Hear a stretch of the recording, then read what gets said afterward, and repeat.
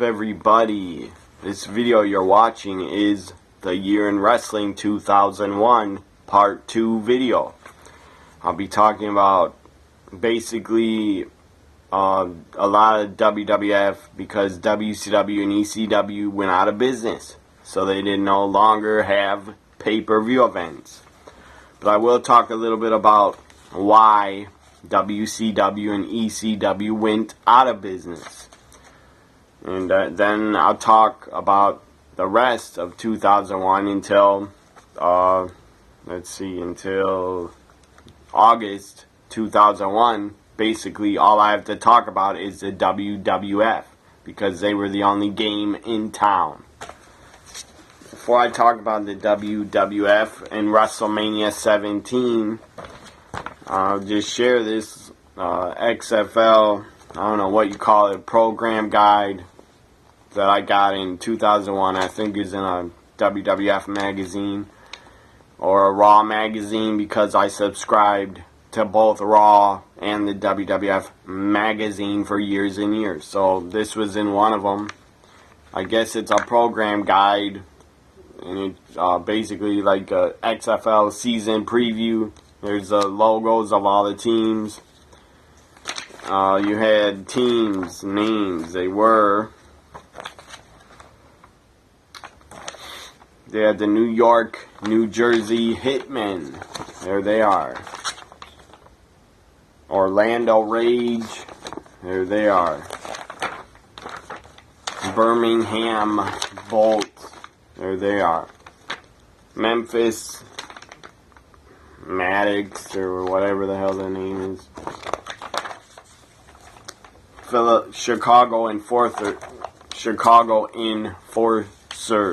Almost said Philadelphia. It's Chicago. Las Vegas Outlaws. There they are. Los Angeles Extreme. And San Francisco Demons.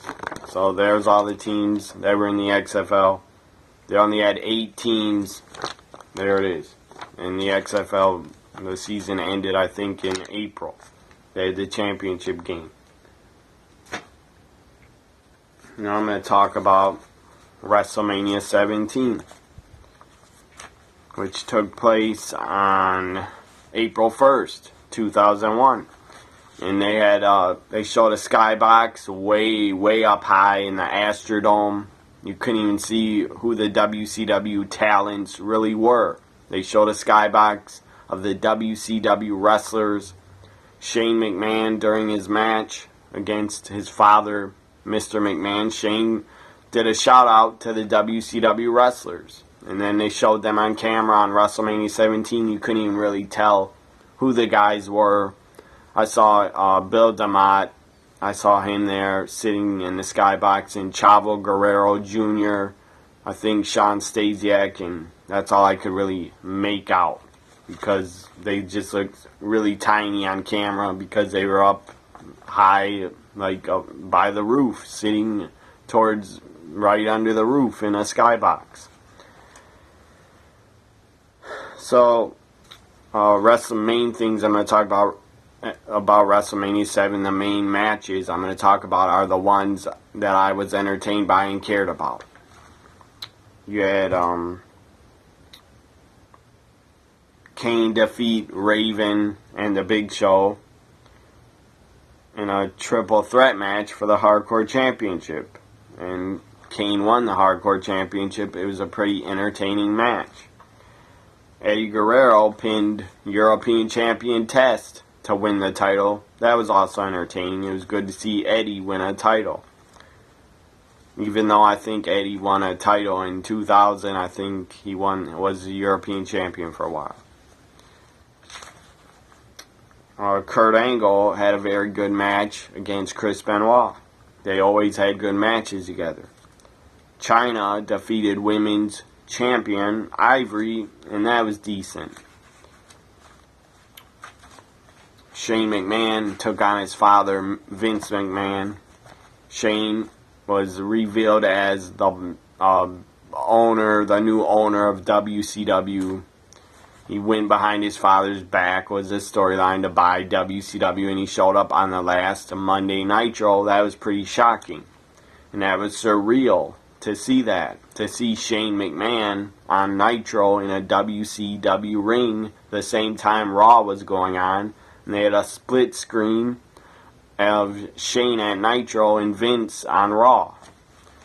So Shane defeated Vince, and there was some interference. Linda McMahon was brought down in a wheelchair because she was basically brain dead. But she stood up out of the wheelchair and kicked Vince in the balls, I believe, and got in the ring. Or maybe she was put in the ring by Vince and Trish. Trish is at ringside. I believe she slapped Vince in the face. Or Stephanie slapped Trish, and then Trish turned on Vince and slapped him in the face. And then Stephanie came down and attacked Trish. And then the next night on Raw, they would humiliate Trish by putting her in a match. I think she was supposed to wrestle Vince or Stephanie again. And the Commissioner, William Regal, threw Trish in the ring, and then they had like all this, I don't know what you call it, looked like vomit and a mop of vomit and just vile stuff on the mop. They started putting the mop in Trish's face and basically poured all that nasty crap all over Trish in the ring, and she was covered. And then Vince got on the mic and said, "You were nothing to me but a toy, and I'm done with you." So then he dropped Trish. Or maybe that was right before Raw, but I think not before Raw. I think maybe that was after WrestleMania, but it could have been before WrestleMania. Anyways, because Trish came down to the ring, Linda stood up in her wheelchair, and then Stephanie came out and interfered, and Mick Foley was the special guest referee. I believe he put the mandible claw with Socko on Mr. McMahon. So Shane McMahon beats his father. It was an entertaining match. Shane was always entertaining and always gave it his all in every match he was in. Edge and Christian, this was great. TLC 2, Edge and Christian defeat the World Tag Team Champions, the Dudleys and the Hardy Boys. This was awesome. It was great. TLC 2, I can't say enough good things about TLC 2 because it was awesome and I enjoyed watching it. It was a great three-way match with tables, ladders, and chairs. Spike Dudley got involved. I think Spike did. Lita got involved, and Rhino even got involved.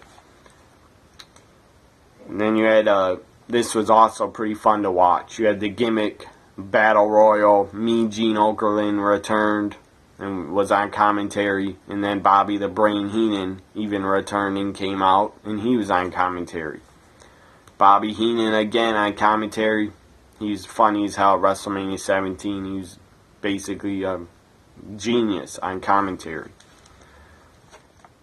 So the gimmick Battle Royal is won by the Iron Sheik. I didn't expect Iron Sheik to win, but he did. Undertaker defeated Triple H. They had a pretty good match. Main event, Stone Cold Steve Austin defeated The Rock to win the WWF Championship with help from Vince McMahon. Mr. McMahon helping Stone Cold. That was pretty damn shocking. Stone Cold shakes his hand at the end of the match, shaking the hand of the devil himself, the guy he's feuded with since late 97. Stone Cold feuded with Vince McMahon. And this was 2001, WrestleMania 17. Vince and Stone Cold finally get together, shake hands, and become partners. And Stone Cold sold out. At least that's what the fans kept chanting at him after WrestleMania 17, which was stupid and annoying. Every time Stone Cold would come out after WrestleMania 17, they would chant, "You sold out, whatever." Because he joined Vince, he sold out, I guess.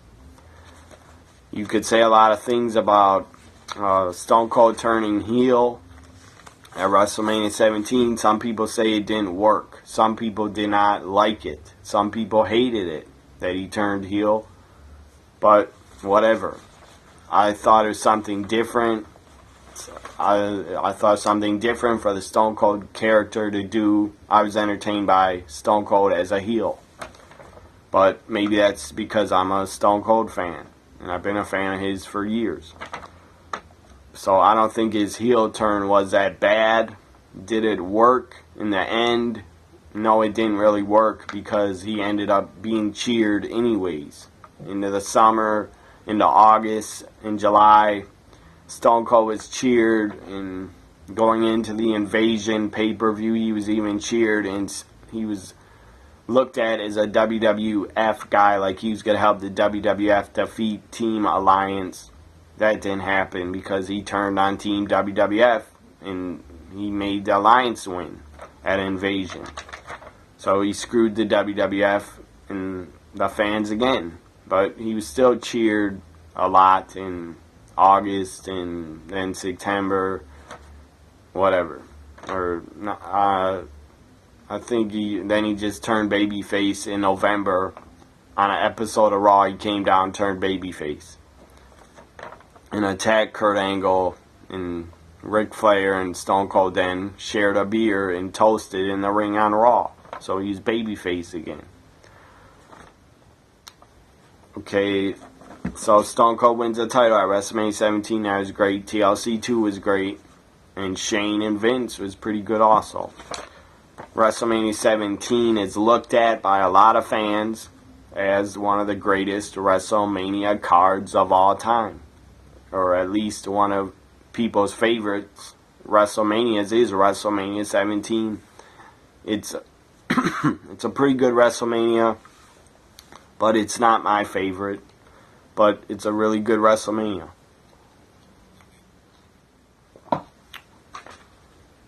So that was WrestleMania 17.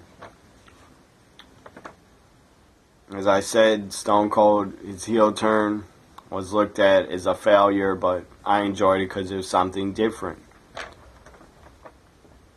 Now I'm going to talk about why WCW and ECW ended up going out of business.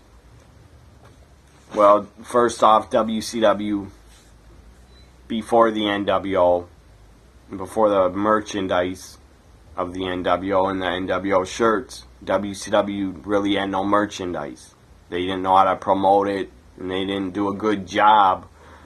They did not do a good job of telling their fans, really, about that they had merchandise for people to buy, because they really had no merchandise, not much at all. I know they had action figures in the early 90s, and they even sold WCW training cards in the early 90s, and you could get some merchandise if you went to a WCW live event. They did sell some merchandise, but it wasn't enough, and they didn't promote it well at all.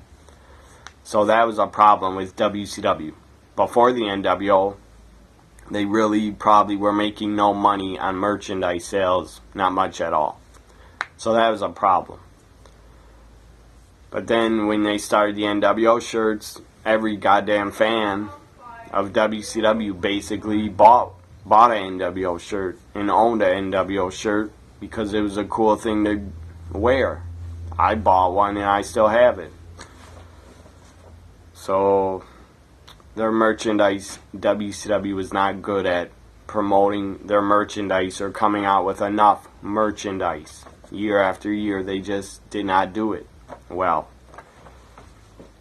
Also, their pay-per-view events. WCW did not do a good job of... they did promote their pay-per-views on a lot of Nitros in 95, 96, 97, 98.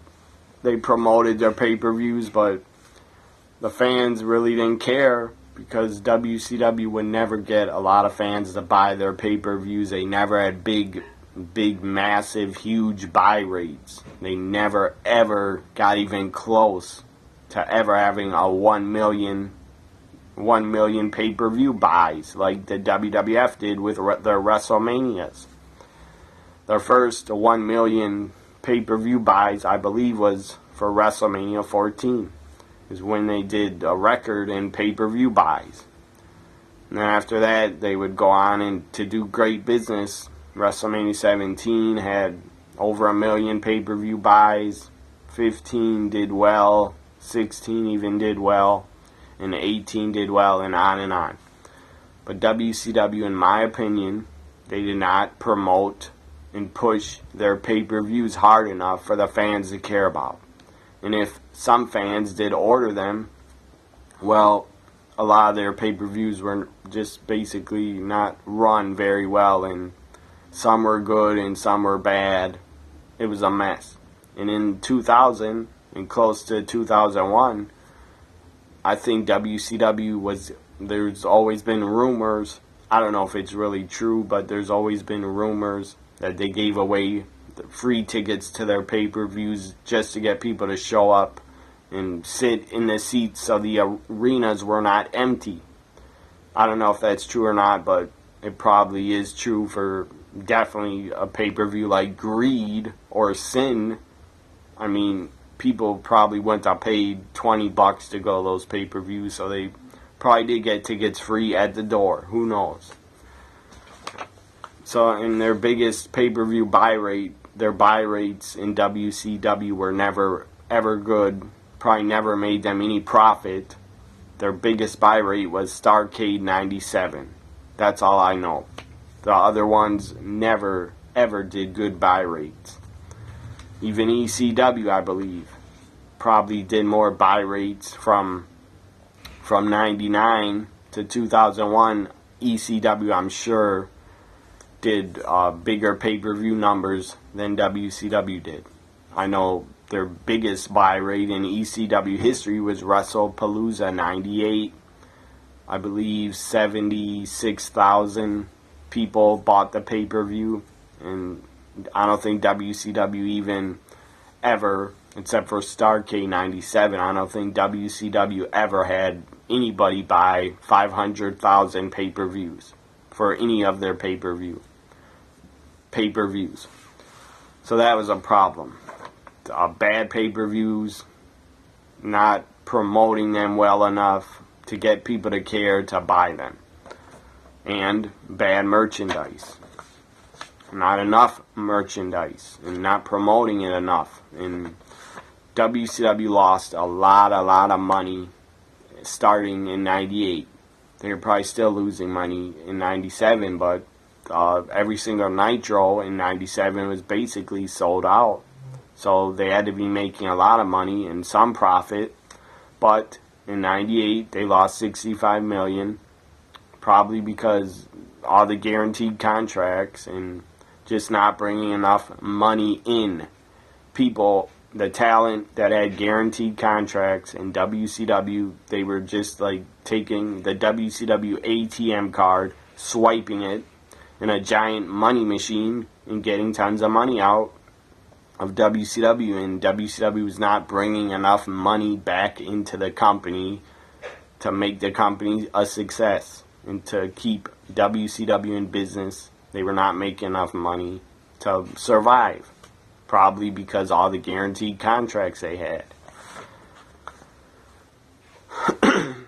I don't know if TNT and TBS, I don't know if they were paying WCW for their programming, but they should have been, because they were getting really good ratings, so maybe they didn't make any money off their TV deals because Ted Turner owned TNT and TBS and maybe thought, I'll put them on my networks so I don't have to pay them any money because I own them. Who knows? So just really bad. WCW had really bad mismanagement. Too much money coming out of the company, and they weren't bringing enough money into the company, and they weren't making enough money. Obviously, a lot of Nitros from 97 and 98 were basically, the arenas were full. So they had to be making some money, and their pay-per-views were pretty full. And I mean, I think a lot of their pay-per-views were sold out. And a lot of Nitros were sold out for probably 2 years. So I don't know where all that money went. I don't know how they lost so much money. My guess is the guaranteed contracts and They just were taking too much money out of the company and not making enough to put back into the company. So that was WCW's problem, why they went out of business, and AOL, Time Warner, got fed up and wanted to sell them. And they did sell them. Now ECW's problem and why they went out of business. Well, ECW, unlike WCW in 2001, ECW still had a lot of fans and their pay-per-views were sold out. At least their last pay-per-view, Guilty as Charged, was sold out. The arena was full. In 2001 in WCW, the arenas were not full. People were not showing up, not many at all. I'd be really surprised if any WCW pay-per-view in 2001, I'd be really surprised if there were even 10,000 people or 15,000 in the crowd. Anyways, ECW still had a lot of fans, and they were sold out basically every show. I don't know about their house shows, but I'm sure they did good numbers and had a good sized crowd even at their house shows because ECW was a hot product. People wanted to watch it. People wanted to go to their live events, and they did. So ECW was making a profit, and they were bringing in a lot of money. Where did it all go? Probably to the talent that was not paid. Probably to Paul Heyman basically took all his parents' money to keep ECW alive. So Paul Heyman had to keep taking money out of the company to pay his bills. And they were taking money out of the company that they would make to pay all their talent. Probably try to pay their talent up and say, this is all I could afford to pay you, so they give them a little bit of money. And the other problem is just mismanagement. Paul Heyman was not a businessman, and that was the problem. That's why they went under, because of Paul Heyman mismanaging the money side of things. So that's my ECW basically probably went under because of mismanagement and not managing the money right or stuff like that. I'm not going to go into other details on why they could have went under, but basically it's because Paul Heyman was not a businessman. He was a great booker and great creative mind, but not a businessman like Vince McMahon is. So, but ECW, I heard Paul Heyman say in a Stone Cold podcast from 2014, Paul Heyman said and told Stone Cold that the pay-per-view companies owed them $2 million and they never got paid. The $2 million, I don't know why they didn't get paid. I guess some of the pay-per-view companies are crooks and con men, so they held their money from ECW. Who knows? I don't know if that's true, but Paul Heyman said ECW was owed $2 million from all the pay-per-view companies that did not pay them. So they were owed $2 million, but they still went out of business. And they never ever got the $2 million from the pay-per-view companies. Paul Heyman could have sued the pay-per-view companies, but I don't know if he decided to. I don't think he did. But whatever. Paul Heyman said if they would have got the $2 million from the pay-per-view companies on everybody that ordered their pay-per-views in the past, they didn't see the money from it ever. So if they would have got that $2 million, Paul Heyman said ECW could have survived for another year on $2 million and got a new TV deal. Maybe they would have, maybe they wouldn't have. I don't know. I'm not going to go back and freaking try to predict what would have happened in the future. If ECW would have stayed around, they could have got a TV deal, but who really knows? So I'm not going to just try to guess and make shit up. So that's why WCW and ECW went out of business, in my opinion. They both had great talents. They were just horribly mismanaged companies. From the money side, I don't think Bischoff was in control of the money side of things, probably somebody else was. And nobody paid attention to how much money was coming out of the company, and not enough was being put in to WCW. And ECW, Paul Heyman was probably the reason they went under, because he was not a good businessman. And they did get screwed, probably got screwed by the pay-per-view companies not paying ECW their $2 million they owed them. Maybe the pay-per-view companies did give ECW their money after they went bankrupt in court. I don't know. Now I'm going to talk about the Brothers of Destruction. Kane and The Undertaker started teaming up, I think, right after WrestleMania 17. They started teaming up, and they were going to start feuding with Stone Cold and Triple H going into Backlash. You had all the titles on the line, tag titles, Intercontinental and WWF Championship. All the belts were on the line in the main event of Backlash 2001. And Backlash 2001 was held in Chicago. And as I said, the Brothers of Destruction, basically they were together before WrestleMania 17. I think they were together at No Way Out 2001 in a tag match. So the Brothers of Destruction were already together before Backlash. Good things about Backlash 2001 that I remember. Jerry Lynn winning the Light Heavyweight Championship on Sunday Night Heat before Backlash, defeating, I believe, Crash Holly for the title. You had a 6-man tag to kick off Backlash, which was fun and entertaining to watch. The Dudleys and Spike Dudley got defeated by Prince Albert, Justin Credible, and X-Pac. They were called the X Factor. So that was a good 6-man tag to kick off Backlash. Another good match I enjoyed, the Hardcore Championship. Rhino defended it and defeated Raven for the Hardcore title. It was an entertaining Hardcore match. There was a spot with a shopping cart where Rhino was going to spear Raven. Raven moved and Rhino speared himself into the shopping cart. Or he dove into the shopping cart because I think Raven moved. Other good things about Backlash 2001, Chris Benoit took on Kurt Angle in a 30-minute Iron Man match. That was good.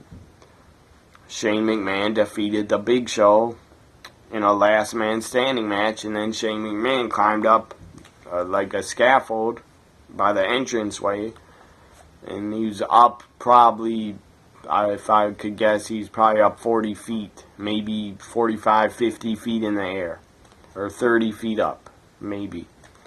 Then he dives off it, drops the elbow on The Big Show. That was a great spot. Crowd loved it, and Shane McMahon wins the last man standing match. I believe Test came out, attacked The Big Show, and helped Shane.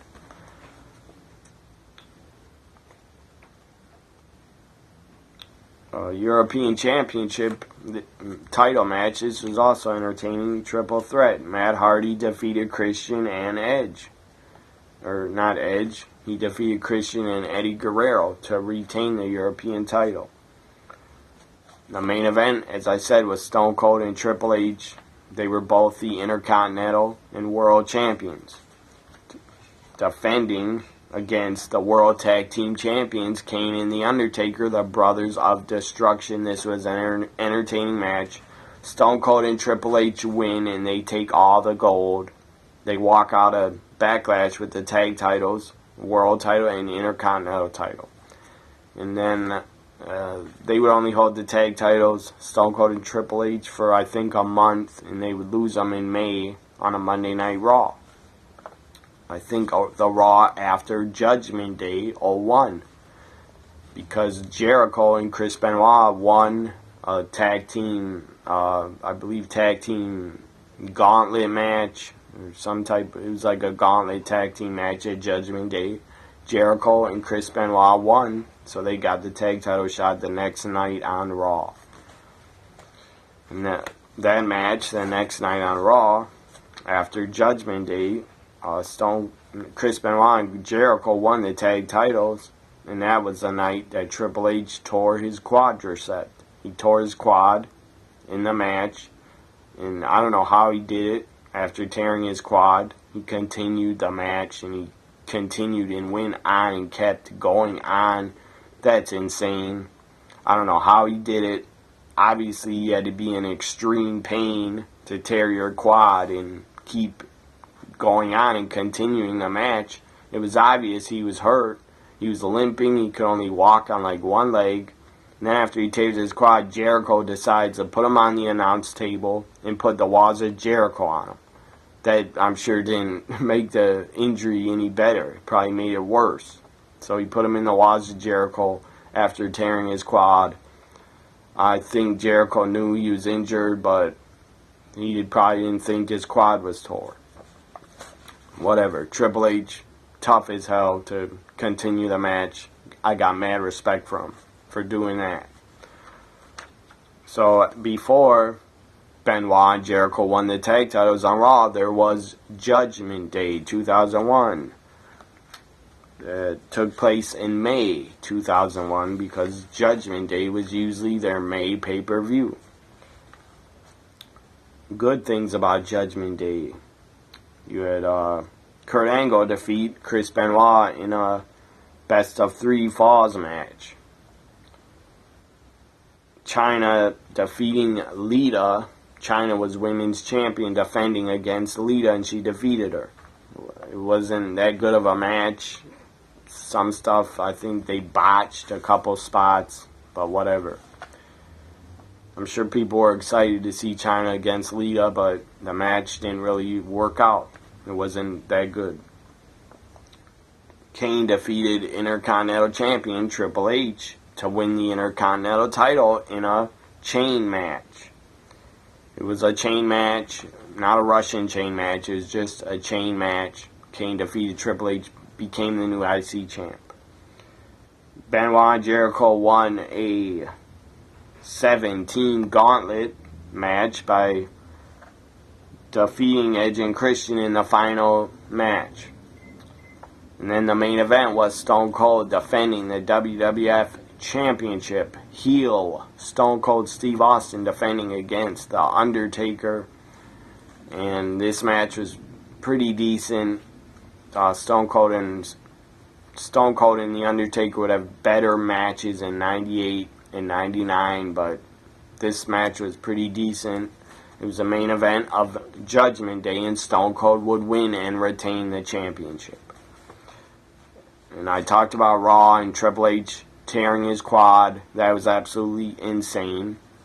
He tore his quad, and Benoit and Jericho won the tag titles, and the crowd loved it. They really marked out when Jericho and Benoit won the tag titles, and I was really happy for them because at the time I was a big Chris Benoit fan. Up next after Judgment Day was the King of the Ring 2001. This is where DDP would be on the King of the Ring, and DDP, I believe, was revealed as a masked man. He was wearing a ski mask and stalking the Undertaker's wife at the time, Sarah. He's not with Sarah anymore, but he does have a kid with her. He's with Michelle McCool. So DDP was revealed as a stalker of the Undertaker's wife on Raw, I believe, before the King of the Ring. So DDP would come out, or Undertaker would come out at the King of the Ring, or DDP was sitting in the crowd. Paul Heyman interviewed him, and then DDP, I believe, called out the Undertaker, and then the Undertaker came out, put his MMA gloves on, and then basically beat the living hell out of DDP, beat the shit out of him. And then DDP escaped through the crowd. So that was, at least it was short, and it was a brawl. It was basically a street fight brawl. It wasn't a match, but how short it was, and for what it was entertaining. King of the Ring tournament. Kurt Angle defeated Christian, and then Edge in his King of the Ring match defeated Rhino. And then the finals of the King of the Ring, you had Edge defeat Kurt Angle to win the King of the Ring tournament for 2001. So Edge was the 2001 King of the Ring winner. And that would really help him, and that would give Edge a good push into 2001. I believe he won the WCW US title at, I think, Survivor Series, and he would become also Intercontinental Champion in 2001. And I think before the finals of the King of the Ring, Kurt Angle, or after the finals, Kurt Angle had to take on Shane McMahon in a street fight. And so this was Kurt Angle's third match of the night. The guy was a wrestling machine. He could go with anybody. In 2001 and 2002, he was an absolute wrestling machine. So 3 matches in one night. I'm sure he was tired as hell after the night. And during the street fight with Shane McMahon, Kurt Angle broke his collarbone. So, because I don't remember how he landed on it wrong, I think in the ring or on the concrete floor on the outside. He broke his collarbone, but he did continue the match. And you could tell after he put Shane on that thing and rolled him to the ring and pushed him to the ring on the, whatever it was, a trunk with wheels. He pushed him to the ring. Kurt Angle was having trouble walking. He was in obvious pain. And he was in pain because it was revealed after King of the Ring he broke his collarbone. So in that match, Kurt Angle, I recommend anybody watch that. Kurt Angle versus Shane McMahon from King of the Ring 2001. I recommend you watch it because that match is absolutely insane and it's really entertaining. Shane McMahon gets suplexed over his head like twice. Kurt Angle tries to throw him through the glass, the whatever they call it, plate glass or plexiglass. I believe it's real glass because when he kept suplexing him and Shane McMahon, I think twice, the glass would not break. He just bounced off it, and his head just landed on the concrete, head first on the concrete. So I'm pretty damn sure Shane suffered a concussion right there. And then the glass breaks with the overhead belly-to-belly suplex. So the glass breaks, and then Shane is busted open and has the cuts over his eye. Probably had glass in his hands and everywhere else in his forearms. And then Kurt Angle was laying on the ground. And his back, from the broken glass, his back was all bloody and cut up. And then he does it again. He tries to suplex him through the other side of the glass, and it works. Or it didn't work. He bounced off the glass once, I think. So then Kurt just grabbed him by the head and just threw him through the glass, and Shane goes through it. And they're both really hurting. Kurt's back is all bloody. Shane's bloody on the face. Just absolutely brutal. Just brutal to watch. It got really, really extreme and got really hardcore. And then Kurt, as I said, pushes Shane to the ring. And then they still got to do the finish. And finish the damn match. And Kurt Angle has a broken collarbone. Takes him up to the top. Sets up a piece of wood on the top turnbuckle. They stand on the piece of wood. And then Kurt Angle does an angle slam off the top rope to Shane McMahon and defeats Shane McMahon in a street fight. Hell of a match. Hell of a street fight. If you never saw it, watch it. If you have the network from King of the Ring 2001, watch Shane McMahon versus Kurt Angle. It's a hell of a street fight. The main event of King of the Ring was Stone Cold again defending the championship. He would have a pretty long reign from April to September. Stone Cold would be the champion from April to September. Stone Cold defended against Chris Benoit and Chris Jericho in a triple threat match. Before King of the Ring, or maybe after it, Stone Cold would have a feud in a series of matches on Raws and SmackDowns against Chris Benoit for the championship. They are very good championship matches between Chris Benoit and Stone Cold. They put on great championship matches on Raw and SmackDown, and they were really entertaining. As I said, the main event was a triple threat. Stone Cold retains the championship, but before he retains it, Booker T runs in from the crowd, jumps over the guardrail. Fans are in shock, and a lot of fans probably marked out because Booker T came in, and he was still the last WCW champion and US champion. So Booker T comes in, hits Stone Cold with a couple right hands and an axe kick, and then picks him up, lifts him up, and basically drops him through the Spanish announce table. It was like a backdrop, but it didn't look safe. Basically, it looked like Booker T picked up Stone Cold like this, just picked him up and dropped him through the table. So Stone Cold actually got injured, getting thrown through the table. He actually got injured and broke his hand, or broke his wrist, or his hand or wrist, or messed up his tailbone also, and I think he broke his hand or wrist. So Stone Cold was then knocked out of action for, I think, 3 weeks until the next pay-per-view Invasion. And this is when he returned. And Kurt Angle was out of action with a broken tailbone, and he couldn't wrestle until SummerSlam. So then they couldn't really have Stone Cold and Kurt Angle wrestle because they were injured. So they just started doing backstage segments with them, where Stone Cold would have his guitar. Kurt Angle was sitting there beside him. Vince McMahon was in the room sometimes, and Deborah was in the room. Deborah at the time was Stone Cold's wife. I believe that was Stone Cold's 3rd divorce was Deborah, so the guy's been married a lot of times, and it hasn't worked. So once Vince was sitting there, and Kurt was sitting next to Stone Cold, and Stone Cold started singing on his guitar, "Kumbaya, my Lord, Kumbaya." Vince couldn't take the god-awful singing voice of Stone Cold, so Vince stood up and got out of there. That was funny as hell. Great segments.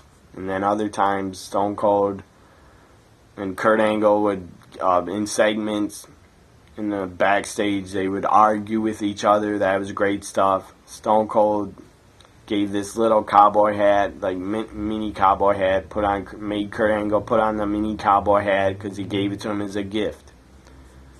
And then Kurt Angle started singing on the guitar. I don't even remember the song. Something about Jimmy Crack Corn and I don't care. Something I don't care. Jimmy Crack Corn, I don't care. He kept singing that, and he was god awful, but it was funny as hell. It was entertaining. So Stone Cold and Kurt Angle, they were both out with injury, but when they were out with injury, they both entertained us. At least they entertained me. I thought those were great backstage segments and entertaining. And just bring a little bit of comedy. Sometimes wrestling needs some comedy. So now I'm going to talk about Invasion. It took place in July. The Invasion pay-per-view. This pay-per-view saw the wrestling pay-per-view debut of Rob Van Dam. He took on Jeff Hardy. They had a pretty damn entertaining match. I believe RVD won. Or let's see here. Rob Van Dam did defeat Hardcore champion Jeff Hardy to win the Hardcore title. Edge and Christian defeated Mike Awesome and Lance Storm from WCW. They were not from WCW, but they were already signed by WWF, but they were just a Team Alliance and former WCW guys. Earl Hebner defeated Nick Patrick. This was god-awful. It shouldn't have been on the pay-per-view. Nobody wants to see two referees that are way over 40 years old or in their 50s. Nobody wanted to see them wrestle. WCW World Tag Team Champions Chuck Palumbo and Sean O'Haire took on WWF World Tag Team Champions, the APA. And the APA defeated WCW Tag Team Champion Sean O'Haire and Chuck Palumbo. WCW Cruiserweight Champion Billy Kidman defeated WWF Light Heavyweight Champion X-Pac in a non-title match. Raven defeated William Regal. That match didn't need to be on the pay-per-view either. I know William Regal was a WWF commissioner, so I guess he was fighting on Team WWF against Raven, who was Team ECW and Team Alliance. Other matches that are worth talking about, Tajiri defeated Taz. That was an entertaining match. I thought they worked well together. Divas action. Trish and Lita defeated Stacy Keibler and Tori Wilson. They were Team Alliance. They defeated them in a bra and panties match. That was great to watch because I'm a guy. It was obviously great to watch. And then the main event was Team Alliance. Team WCW and ECW. They team up Booker T, the Dudley Boys, DDP, and Rhino defeated Team WWF, Kurt Angle, Stone Cold Steve Austin, Chris Jericho, Kane, and The Undertaker. And at the end, Stone Cold would turn on Team WWF and stun Kurt Angle and screw Team WWF and celebrate with Paul Heyman and Stephanie and Shane after the match. Stone Cold got beers and toasted Paul Heyman and toasted the Alliance and would join the Alliance. And basically, Stone Cold would become the face of the Alliance because he was the main focus of the group. He was like the leader of them. So that was Invasion. Invasion did a really good pay-per-view by, I think, over 700,000 ordered it. So obviously people wanted to see it, but it would have been way better if they could have had Sting on it. And Sting, Goldberg, even the NWO, then Invasion would have really been good. If we could have saw the NWO and Sting and Booker T take on Team WWF, that would have been a better main event in my opinion. Now I'm going to talk about SummerSlam, or before SummerSlam. I'll talk about how the Alliance got together. How ECW got together with WCW and they joined and they came together to form Team Alliance. Paul Heyman on a Raw was doing commentary with Jim Ross, and he got off commentary after Tommy Dreamer and RVD debuted, and a lot of old ECW guys that were already under contract and a lot of WCW guys attacked Kane and Jericho. During a match between Kane and Jericho, Team Alliance came together and attacked them because they were WWF. So then Paul Heyman gets off commentary and Jim Ross was yelling at him, "What the hell is this? What is this? What's going on?" And then Paul Heyman yells at him, says, "You want to know what the hell this is? You want to know what's going on? I'm about to go tell you." And then he gets in the ring on the microphone. And Paul Heyman starts cutting a really entertaining promo. Starts yelling at Jim Ross, saying, "For the last 6 months, I've had to sit next to that fat pig and talk about how great the WWF is and all this." So then he ripped to Jim Ross. And then he says, "Now ECW, we got the best talent from ECW and WCW is coming together." And then I guess he just says something like ECW is in the house, and then we're going to destroy the WWF and kill them and put them out of business. And then I think Stephanie McMahon's music hit, and then Stephanie debuted as the owner of ECW, which made no goddamn sense at all. But whatever. She was the new owner of ECW. And then Shane was the owner of WCW. I guess that made sense because you had two McMahons taking on their father Vince to try to put the WWF out of business, to take over. So I guess it made sense having Stephanie as a ECW owner, but I didn't like it as a fan.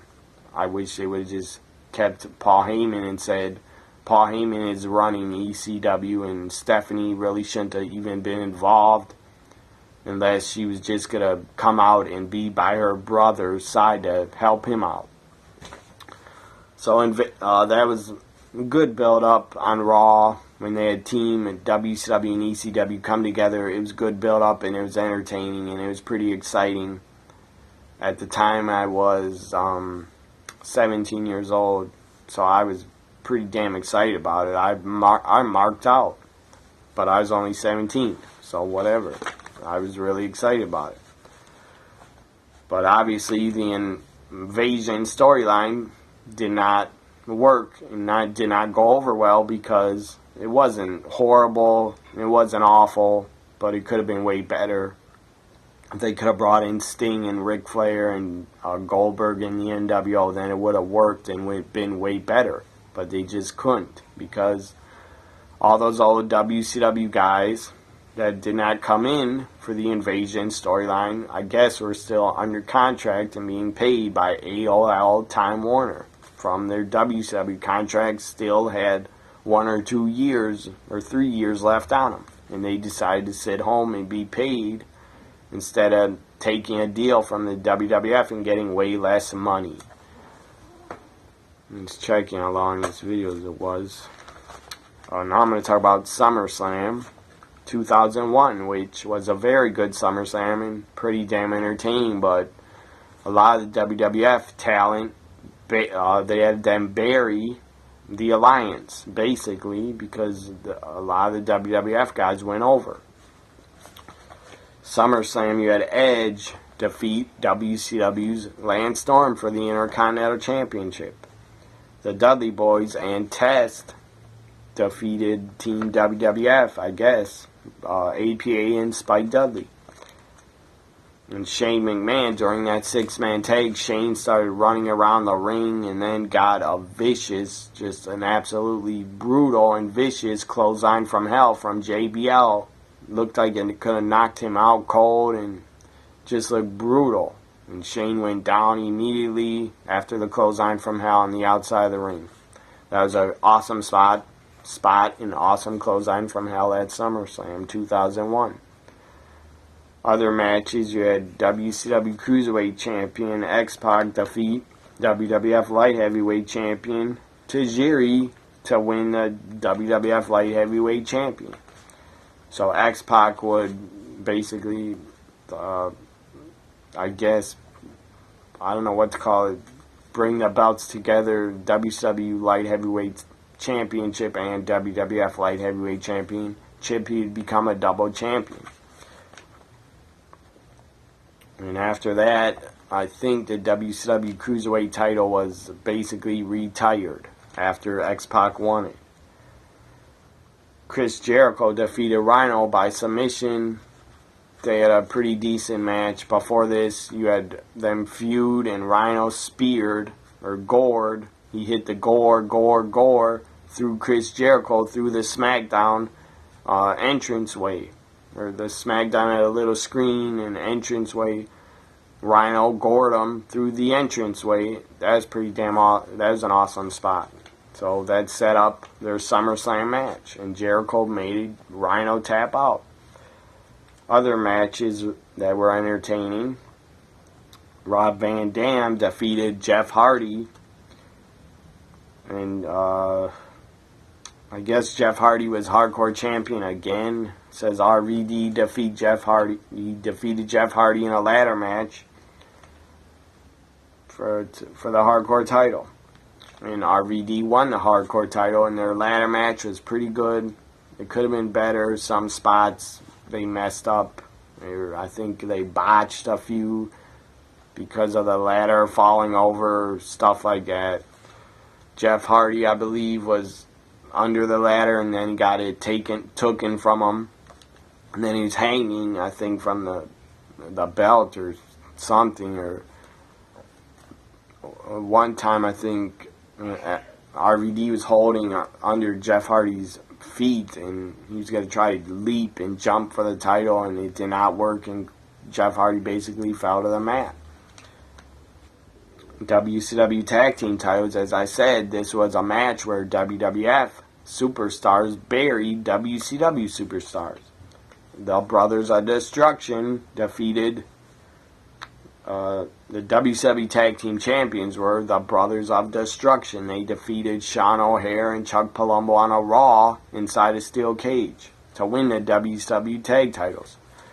So they would take on the WWF Tag Team Champions, Chris Kanyon and DDP, and they defeated them to win the WWF Tag Team titles, and they were the WCW Tag Team Champions, and they would hold on to them until, I think, until after Unforgiven. And then I think the Dudleys then defeated Kane and The Undertaker to win the WCW Tag titles. So, in my opinion, DDP and Kanyon were absolutely buried, and because they were on a WWF pay-per-view, so obviously Vince wasn't going to have The Undertaker lose to WCW guys.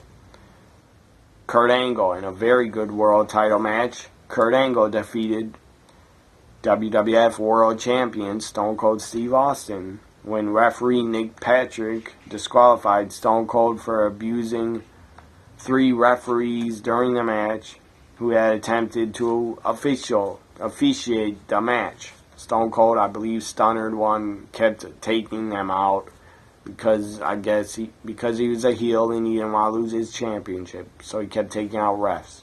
Kurt Angle, I believe, bled a lot during this, but it was a hell of a world title match. Very good match between Stone Cold and Kurt Angle. They would have great chemistry in the ring. No doubt about it. Main event was Booker T. Was the WCW World Champion, defending the WCW Championship, was defended as the main event of SummerSlam 2001. I don't know why they didn't have the WWF Championship match as the main event instead of the WCW World Title match, but whatever. The Rock left for Hollywood, I believe after Raw. After WrestleMania 17, Stone Cold took on The Rock in a steel cage. Rock got his title rematch, and then Triple H ran in the cage and attacked The Rock to join Stone Cold.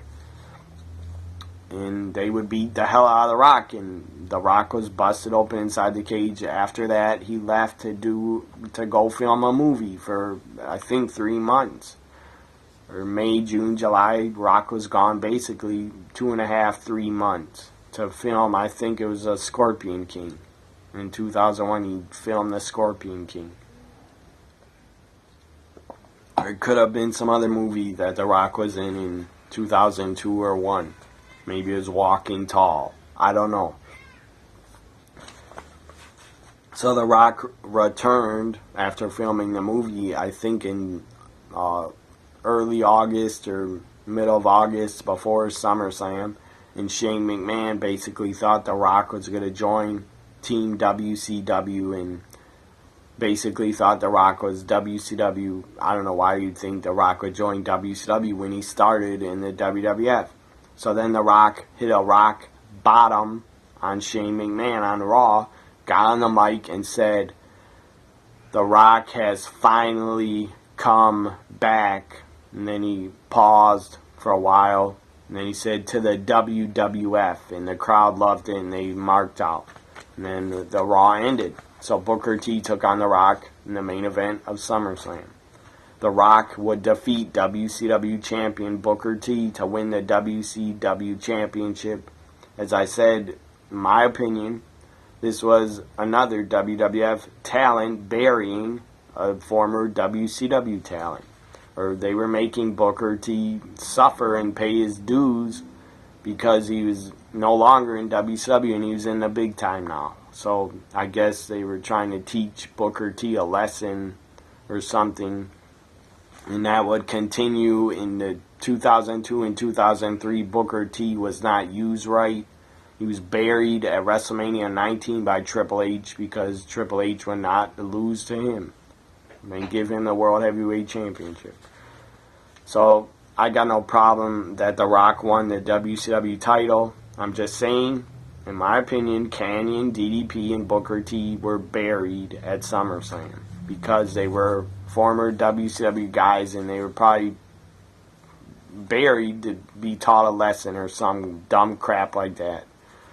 Or Vince or the creative team thought, let's teach them a lesson because they're not in WCW anymore, so let's bury them and make them lose to the WWF guys. Or maybe I'm just reading too much into it. Maybe they didn't feel like they were buried at all. I don't know. But it felt like to me as a fan that they were buried. But maybe they didn't care if they were if they had to lose the WWF guys. Maybe they didn't care because they knew it was just doing business, and business is business, and you do what you're told. If you're told the job, you do it. You don't complain and start arguing about it like probably John Cena stepped in and got his girlfriend Nikki Bella to not lose a title in July to Charlotte. And Cena probably stepped in. You should never do that. And Cena should never ever get involved and step in and get involved in the Divas division's business. Anyways, that's my I'm done with, this is the end of the Year in Wrestling 2001 Part 2. I'll be back with a Part 3, I don't know when. Maybe on Monday or Tuesday. Anyways, hope you enjoyed it. I talked about from WrestleMania 17 all the way until the end of SummerSlam 2001. Hope you enjoyed it. Have a good weekend. Enjoy Night of Champions if you're watching it. Bye for now.